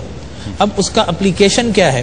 اگر کوئی کسی ٹوٹے ہوئے دلوں کو ملانے کے لیے اگر کوئی قرآنی عملیات اور احادیث نبویہ سے سہارا لے کر اور کسی کو ملاتا ہے تو یہ اچھی بات ہے، لیکن اگر کوئی توڑتا ہے یا کسی کو ضرر اور نقصان پہنچاتا ہے تو یقینی طور پر یہ حسد و انتقام کہیں گے ہم، اور یہ کسی کا ظلم کہیں گے، اور اس کی صورت میں جو اسباب ظاہر ہوتے ہیں، کسی کے اوپر کوئی بیماری لاحق ہوتی ہے یا کوئی پریشانی لاحق ہوتی ہے تو یقینی طور پر یہ حسد و انتقام دشمنی کی ایک شکل ہے اور اس سے بچنے کی تدبیر کرنا چاہیے۔ یہ جو چلتے چلتے گاڑی چھین لی، موبائل چھین لیا، یہ سزا ہے یا؟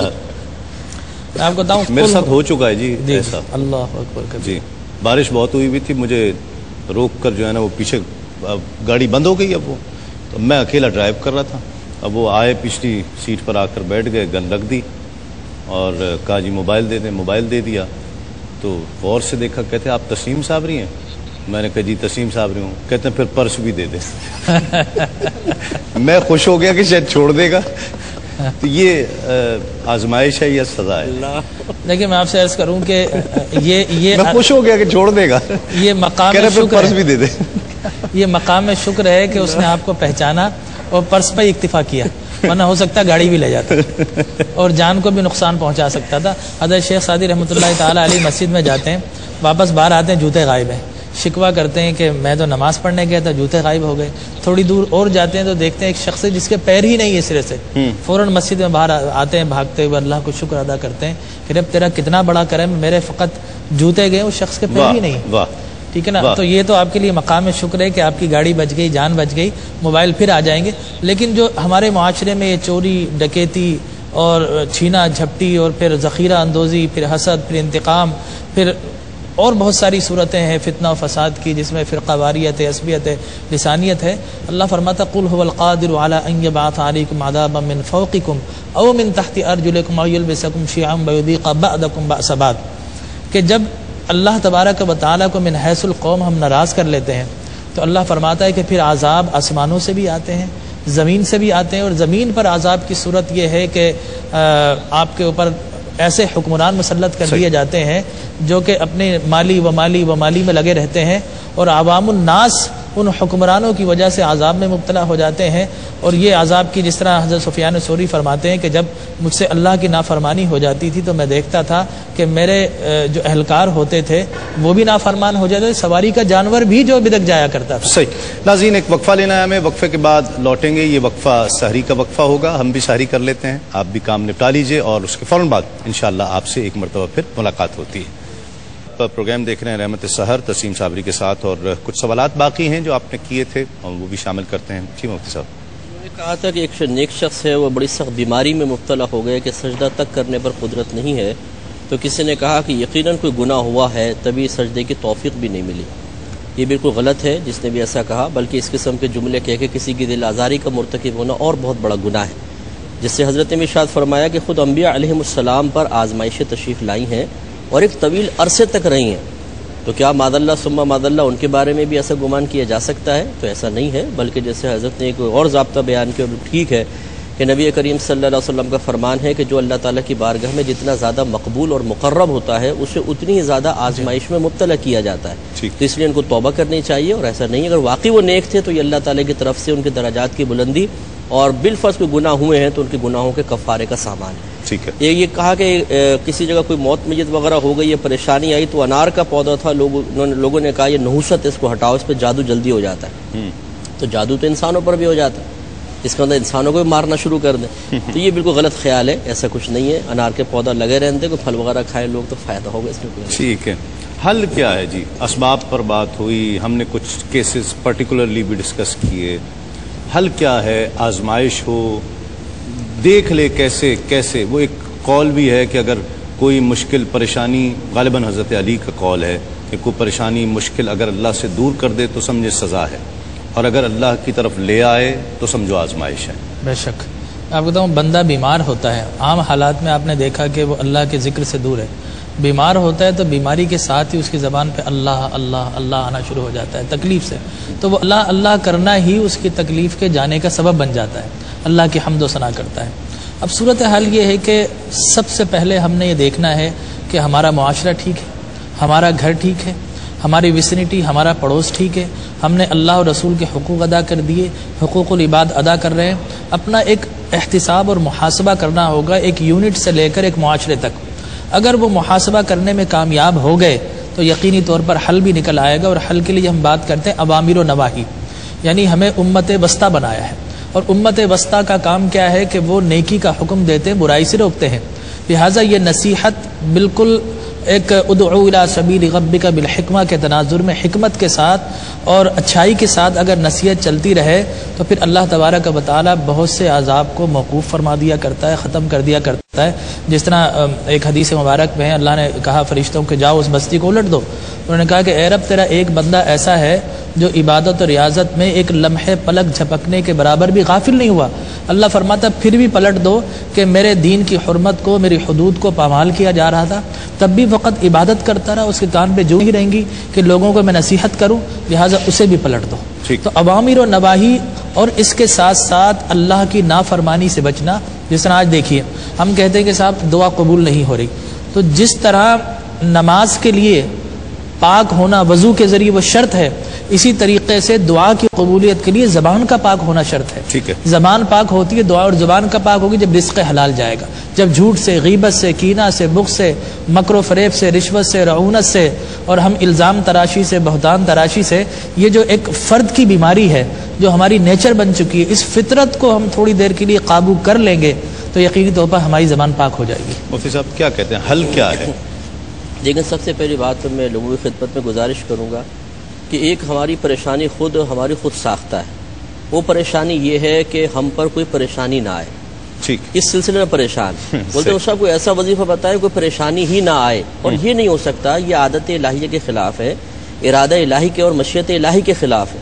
ہونا یہ چاہیے کہ روزانہ رات میں ہمارا مشورہ یہ ہے، یا فجر کی نماز پڑھنے کے بعد صرف 2-3 منٹ کا مراقبہ کرنے کے بعد اللہ کی طرف متوجہ ہوں اور اس سے قلبی لحاظ سے ہم کلام ہو کے عرض کریں یا رب کریم عافیت عطا فرمائے تو تیرا بہت بڑا احسان ہے، اور اگر کسی تیری مصلحت صحیحہ کے بنا پر مصیبت متوجہ ہو تو صبر عطا فرمانا. ٹھیک، پہلے ذہنی طور پر جب تیار رہتے ہیں تو انشاءاللہ مصیبت آسان ہو جاتی ہے. دوسرا یہ کہ وہ مکافات عمل والے مسئلے پر اور اپنی بدعمالیوں پہ ہمیں توجہ کر کے توبہ کی طرف اور معافی کی طرف آنا چاہیے. یہ ایک ضرور حل ہے جو ہمارے قدرت و اختیار میں کہ اللہ سے بھی معافی اور پہلے بندوں سے، کیونکہ حقوق العباد کا جہاں معاملہ آئے گا اس میں پہلے اللہ تعالیٰ نے خود یہ تقسیم فرما دی ہے کہ پہلے بندہ پھر رب ہے.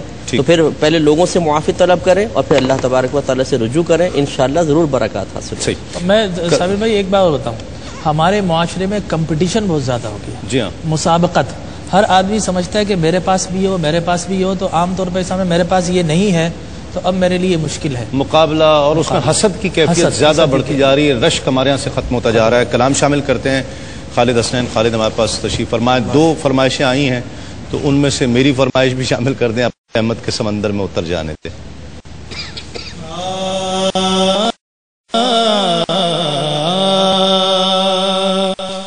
اپنی رحمت اپنی رحمت کے سمندر میں اتر جانے دے. اپنی رحمت کے سمندر میں اتر جانے دے. بے ٹھکانہ بے ٹھکانہ ہوں ازل سے، بے ٹھکانہ ہوں ازل سے، مجھے گھر جانے دے. اپنی رحمت کے سمندر میں اتر جانے دے. نام تخت منگا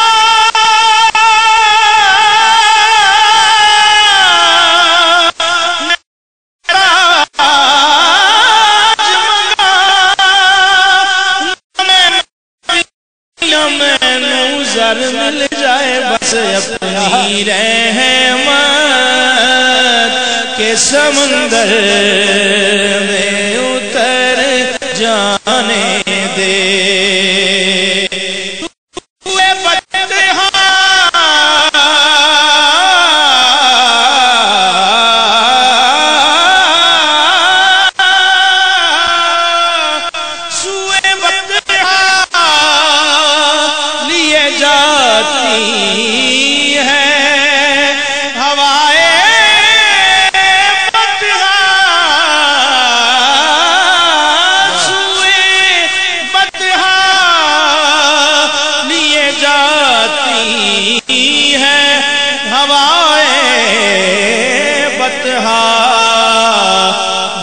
دنیا بوئے دنیا مجھے گمراہ نہ کر جانے دے، اور موت پر میری شہیدوں کو بھی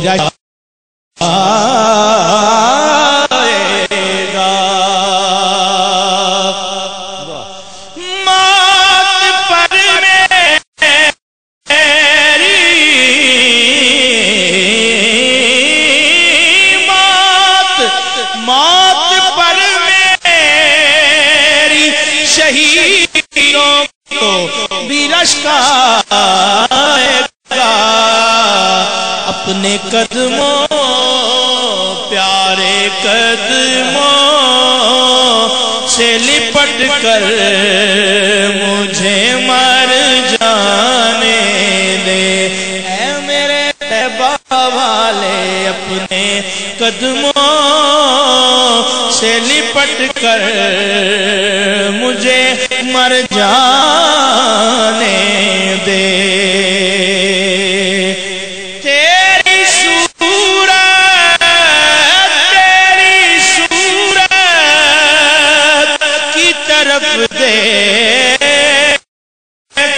رہا ہوں آقا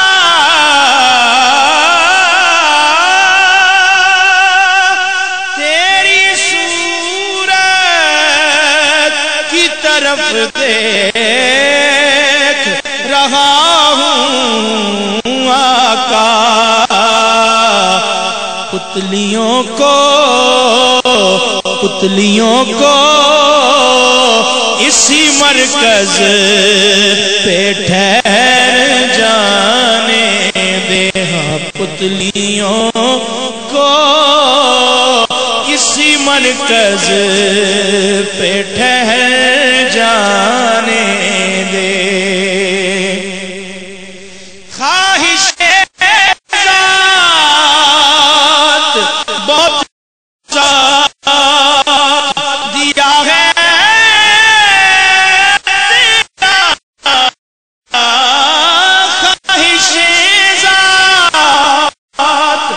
بہت ساتھ دیا ہے تیرا، اب جدھر میرے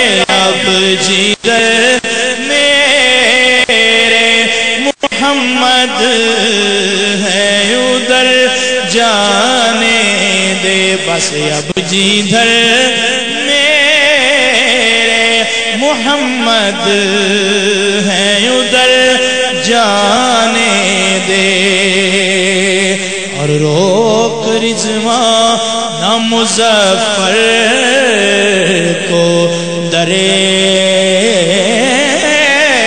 جنت پر، روک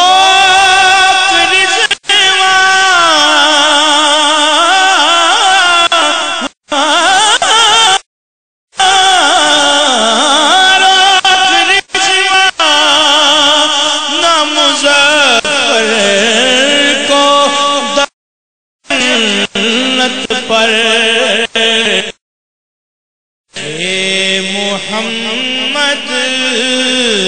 یہ محمد کا ہے منظور نظر جانے دے، بس یہ محمد کا ہے منظور نظر جانے دے،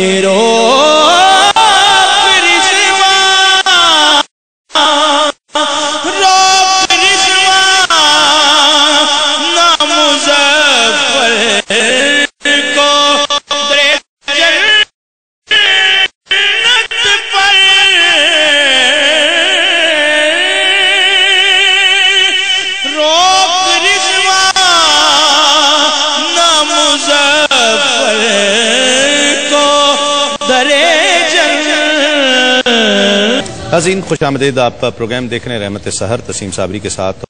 آج کا سوال تھا کون سی نماز میں دو اذانیں دی جاتی ہیں، نماز عید، نماز جمعہ یا نماز جنازہ؟ صحیح جواب ہے نماز جمعہ، اور 2 ونرز جس طرح روز ہوتے ہیں ہاشمی والوں کی جانب سے اور ایک جنون گارمنٹس والوں کی جانب سے، تو یہ جو ونر ہیں حیدرآباد سے کوثر ہیں۔ السلام علیکم۔ السلام علیکم۔ کوثر کی لائن میرا خیال ڈراپ ہو گئی ہے، اس کو دوبارہ ٹرائی کرتے ہیں، اگر نہیں بھی کال ملتی تو بہرحال آپ کو مبارکباد۔ کراچی سے طارق فدا صاحب ہیں۔ السلام علیکم۔ جی وعلیکم السلام۔ طارق صاحب کیسے ہیں آپ؟ ٹھیک ہیں؟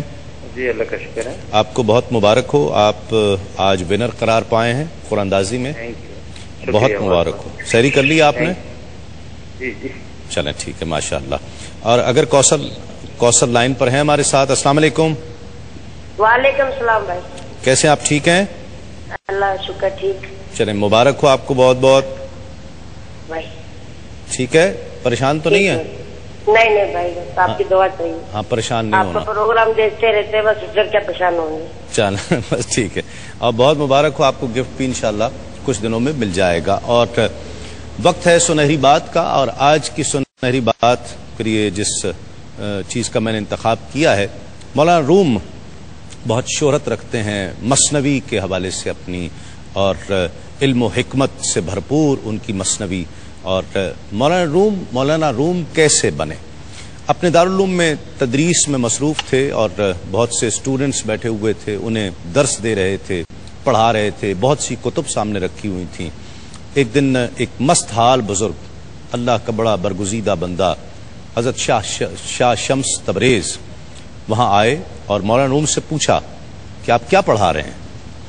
آپ نے اوپر سے نیچے تک شمس تبریز کو دیکھا، کہا یہ وہ علم ہے جو تم نہیں جانتے۔ اس پر شمس تبریز نے مولانا روم کی کتابیں اٹھا کر، قریب ایک تالاب تھا، وہ ساری کتابیں اس میں پھینک دیں۔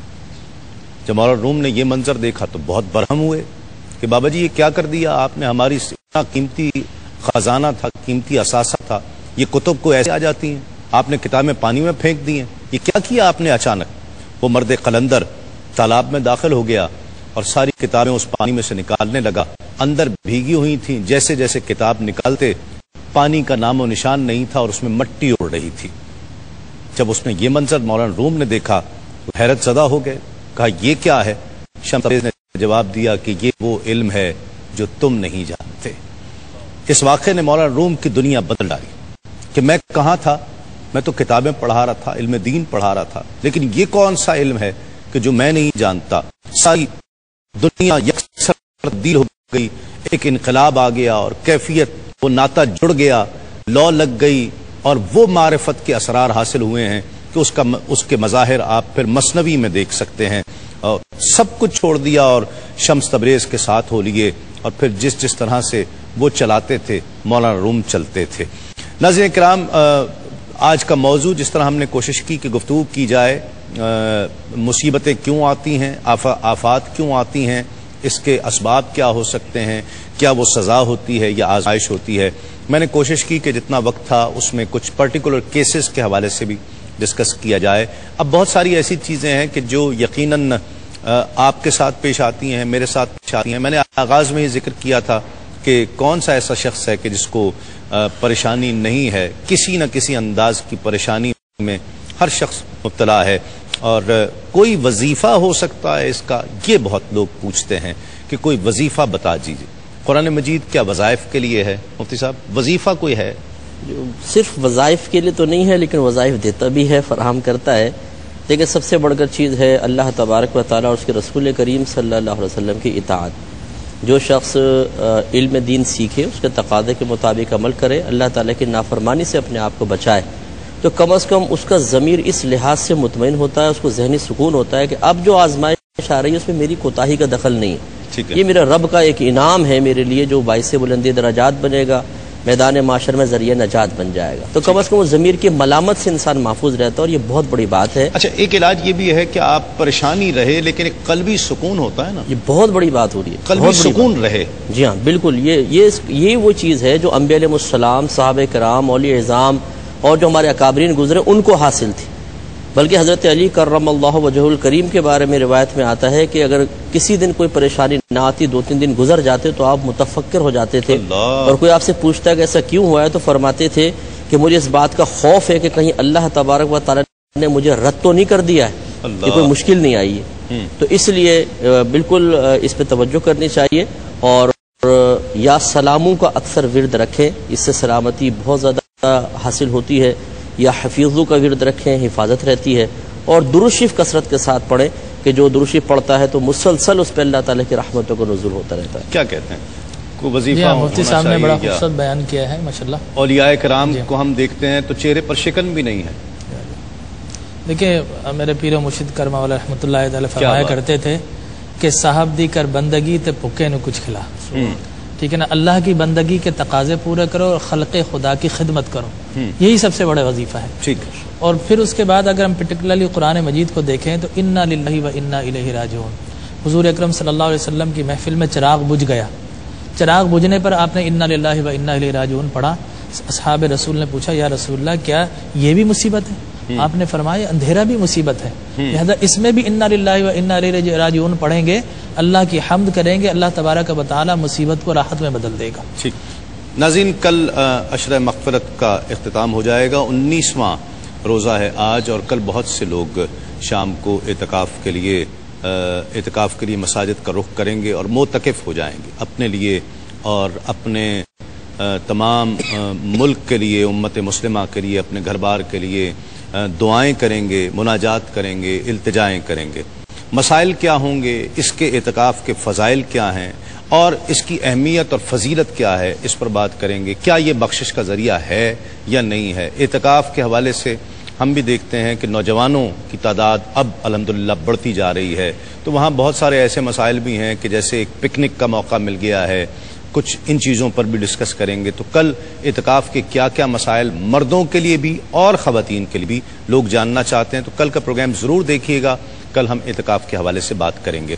آج ابھی مناجات کے سائے میں ہم اذان فجر کی طرف جائیں گے. کراچی اور اس کے مضافات میں اذان فجر کا وقت کچھ ہی دیر میں ہونے والا ہے، اور اذان فجر کے فوراً بعد انشاءاللہ آپ سے ایک مرتبہ پھر ملاقات ہوگی. جی غالب بھائی. سرکار کرم تیرا ایک بار اگر ہوئے، سرکار کرم تیرا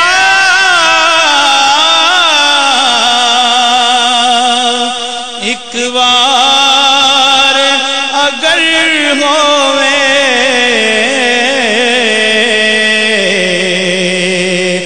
ساڈے وی نصیباں وچ طیبہ دا سفر ہوئے، ساڈے وی نصیباں وچ طیبہ دا سفر ہوئے. دریا دیا لہرانے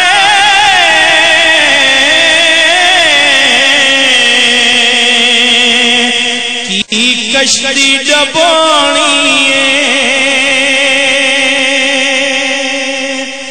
دریا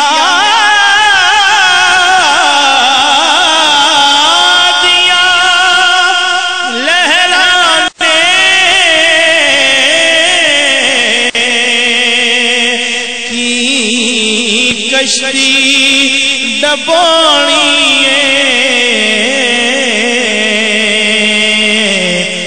لج پالاں دیا لج پالا لج پالاں دیا لج پالا جے تیری نظر ہووے، لج پالاں دیا لج پالا جے تیری نظر ہووے. جان دینے سفینے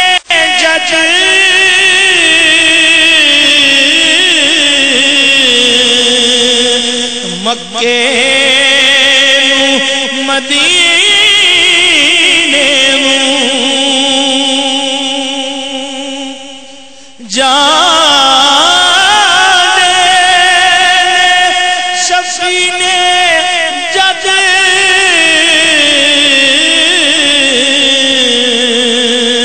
مکے نو مدینے ناظرین خوش آمدید. آپ پروگرام دیکھ رہے ہیں رحمت سحر تسلیم صابری کے ساتھ، اور آج جس موضوع پر گفتگو کرنے کا شرف حاصل ہوا وہ بیمار آفات، بلیات، مصیبتیں، مشکلات، پریشانیاں، سزا، آزمائش، ان تمام چیزوں کا فرق کیا ہے اور یہ کیوں آتی ہیں؟ کیا ہر شخص کے لیے آتی ہیں؟ ذکر ہوا انبیاء کرام پر بھی مصائب ڈھائے گئے، انہیں بھی ستایا گیا، پریشان کیا گیا، اور پھر اسی لیے کہ وہ ہمارے لیے ایک صبر کی مثال قائم کر سکیں.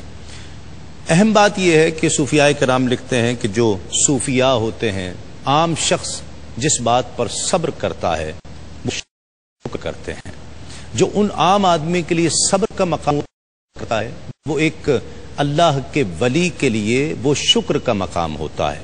وہ اس بات کا شکر ادا کرتا ہے رب کی بارگاہ میں، مجھے اس آزمائش کے قابل جانا، میں تیری اس گنتی میں تو آیا کہ تو نے مجھے آزمائش کے قابل سمجھا ہے. ناظرین کرام، یہ معاشرہ، یہ دور فتن ہے، اور یہ معاشرہ اس وقت پریشانیوں، مصائب، مشکلات میں گھرا ہوا ہے. یہ فیصلہ کرنا مشکل تھا کہ کون سی پریشانی ہے، کون سی آزمائش ہے، کون سی گناہوں کی سزا ہے، کون سی مکافات عمل ہے. یہ بہت اہم ہے. کچھ ایسے معاملات ہیں جس میں والدین کی توقیر، تکریم، ان کی عزت، ان کی خدمت، ان تمام چیزوں کے تعلق سے فرمایا گیا کہ اگر تم والدین کے ساتھ ایسا کرو تو تمہاری اولاد تمہارے ساتھ ضرور ایسا کرے گی. ایسا ہوتا ہے، اور ہم نے اپنے معاشرے میں دیکھا ہے کہ جو اپنے والدین کی عزت، توقیر، خدمت نہیں کرتا ہے، جب ان کو ضرورت ہوتی ہے تو پھر ان کے ساتھ ان کی اولاد بھی ایسا کرتی ہے. پھر وہ شکوہ کرتے ہیں، پھر پریشان ہوتے ہیں، لیکن وقت ہاتھ سے نکل چکا ہوتا ہے. آزمائش دوسری کیفیت ہے. آزمائش ہو تو اس پر شکر کریں. مشکلات، مصائب پر بھی صبر کرنا چاہیے ہے، پریشان ہونا چاہیے ہے، اور اللہ رب العزت کی بارگاہ میں دعائیں، استغفار کرنی چاہیے ہے. لیکن مکافات عمل بہت اہم ہے. اس مکافات عمل کے لیے ہمیں اپنا محاسبہ کرنا ہوگا. حدیث پاک میں آتا ہے اگر زکوٰۃ روک دی جائے گی تو باران رحمت رک جائے گا. اگر زکوٰۃ دینا روک دو گے تو رحمتوں کی بارش، جو بارش کی جا رہی باران رحمت، وہ روک دیا جائے گا. اگر بے حیائی اور فحاشی عام کر دی جائے گی تو بیماریاں معاشرے میں پھیلنے لگیں گی.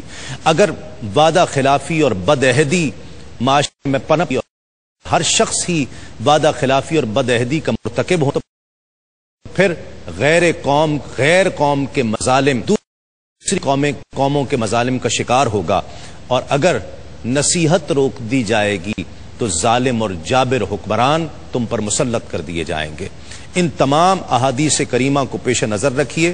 آپ چیزوں کو بہت اچھا سمجھ سکتے ہیں، مجھے تشریح کرنے کی ضرورت نہیں ہے. آپ سمجھ سکتے ہیں کہ ان احادیث کریمہ سے ہمیں کیا ملتا ہے کہ ہم پہلے تو اپنے عمل کو دیکھیں کہ ہمارا عمل کیسے ہے. پہلے اپنا محاسبہ کریں، اپنے آپ کو دیکھیں، اپنے گریبان میں جھانک کر دیکھیں، پھر دیکھیں کہ جو ہم پر مصیبتیں، مشکلات، پریشانیاں آ رہی ہیں وہ آزمائش ہے یا سزا ہے یا مصیبت کی صورت ہے، وہ کیا ہے. یہ احادیث کریمہ آج کے موضوع کے اعتبار سے بہت اہم ہے کہ اس پر غور کیا جائے. کل انشاءاللہ ایک نئے موضوع کے ساتھ، ایک نئے سوال کے ساتھ آپ سے پھر ملاقات ہوگی. کل تک کے لیے اپنے میزبان احمد صابری کو اجازت دیجیے. انشاءاللہ کچھ ہی دیر میں ARY ڈیجیٹل پر پروگرام عالم اور عالم میں آپ سے ملاقات ہوگی. اس وقت تک کے لیے تسلیم صابری کو اجازت دیجیے. تسلیمات.